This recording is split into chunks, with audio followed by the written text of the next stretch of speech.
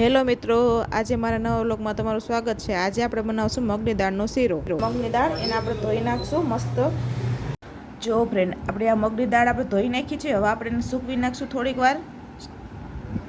જો આપણે એને સૂકવવા રાખી દીધી છે। હવે સુકાય ત્યાં લગીને રાહ જોઈએ, પછી આગળનું આપણે કરશું। આપણે આમાં દાળને શેકી દેશું। એકદમ કુરકુરી કરી નાખવાની છે મગની દાળને। આપણે હળવા તાપે એને 2-3 મિનિટ શેકી લઈએ।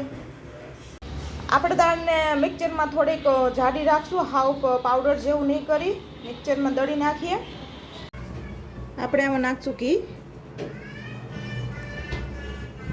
ઘી મેં ઘરે જ બનાવ્યું છે, મેં રેસીપી ઘીની મૂકેલી છે, તમે જોઈ આવજો। આપણે એમાં નાખશું ડ્રાયફ્રૂટ। આમાં નાખશું ચણાનો લોટ। આમાં નાખશું આપણે મગની દાળને।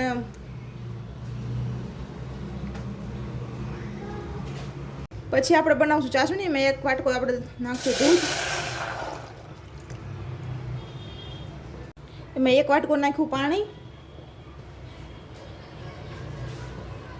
1 વાટકો નાખશું ખાંડનો પાવડર।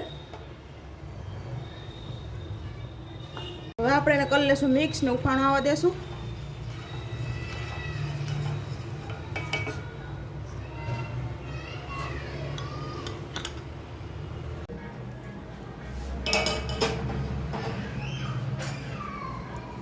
હવે આમાં નાખશું દૂધ।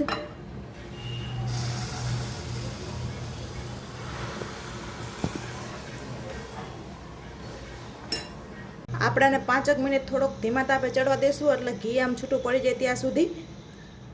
પછી આપણે તેને ઉતારી લેશું। પછી આપણે આમાં નાખ્યું થોડો ડ્રાયફ્રૂટ।